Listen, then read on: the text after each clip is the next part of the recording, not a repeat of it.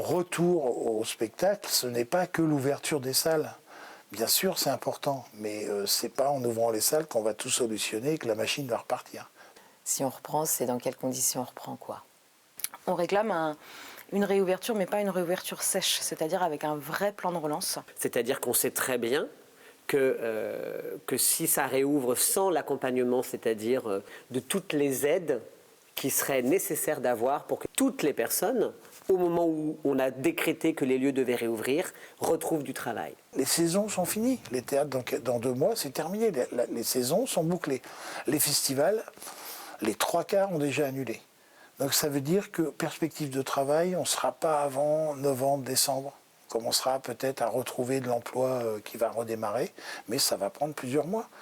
Donc là, on est vraiment dans une situation très compliquée. La structuration de notre secteur fait qu'on multiplie des contrats courts, et entre ces contrats courts, on va toucher au compte-gouttes, au fur et à mesure, l'intermittence pour lequel on aura cotisé au fur et à mesure. Et donc, on a des règles, c'est-à-dire qu'il faut, à l'heure actuelle, en tout cas, avoir touché 507 heures sur 12 mois de contrat. Donc, il y en a beaucoup qui ne vont pas retravailler, malgré le fait qu'on aura dit « ça réouvre, on va pouvoir retrouver le chemin du travail ». On sait très bien que ce n'est pas vrai, puisque ça réouvre dans des conditions dégradées, donc tout le monde ne pourra pas accéder à l'emploi. Jusqu'au 31 décembre 2021, il y a quand même, on va dire, 3/4 d'artistes qui ne vont pas pouvoir compléter leurs heures d'ici la fin de l'année. On est dans une position de devoir quémander des choses, supplier des choses, devoir constamment justifier qu'on a le droit de faire notre travail. On est là. C'est ça aussi le revers de l'intermittence. C'est de devoir justifier que j'ai bien fait mon travail. Je peux bien prouver que j'ai le droit d'être artiste. Actuellement, seulement 5% des artistes et 10% des techniciens ont pu faire leurs 507 heures en 2020. Donc ce sont 90% des techniciens et 95% des artistes qui seront sur le carreau dans le futur, quoi. Si tu fais pas tant d'heures cette année, l'année prochaine, toi, tu vas en chier. Je pense que là, ça va être dur.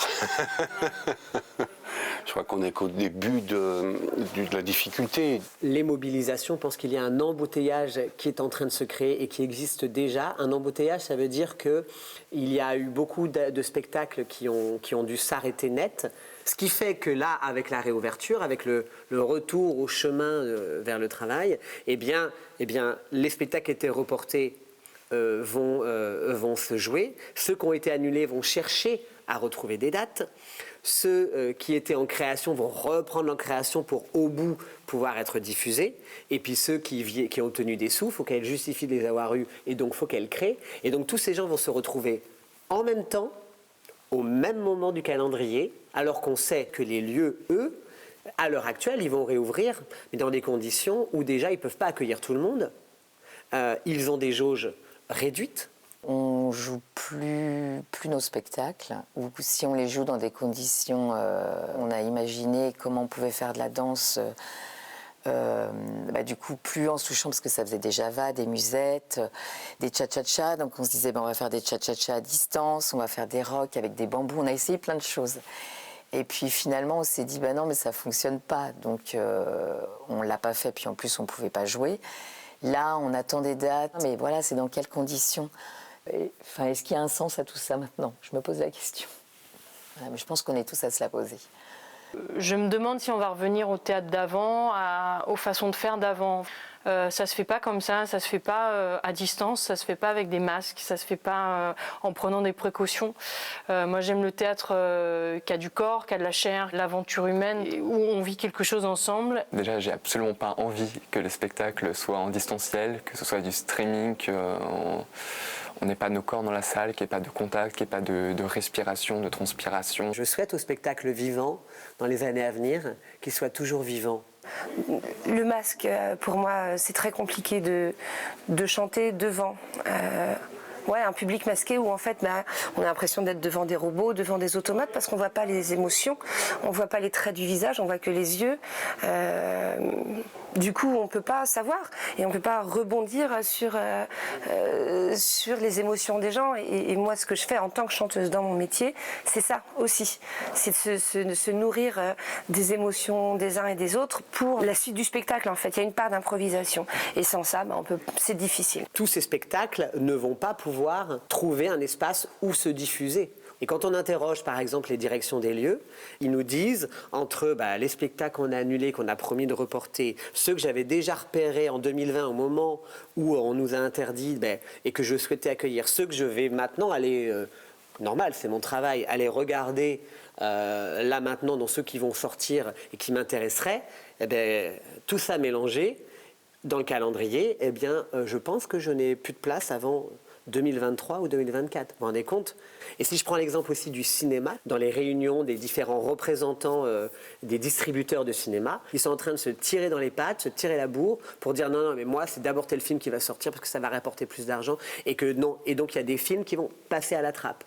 Et les aides, par exemple du CNC, ils ont dépensé leurs aides, ils ont versé leurs aides là pour 2020, 2021, mais ils ne vont pas pouvoir soutenir tout le monde au bout d'un moment. Donc comment on va prioriser tout ça? Je trouve que ça n'encourage pas les solidarités. On a tellement tout atomisé que on est chacun des chercheurs d'heures. J'ai envie d'avancer professionnellement. Et je ne peux pas avancer professionnellement si je n'ai pas une sécurité derrière.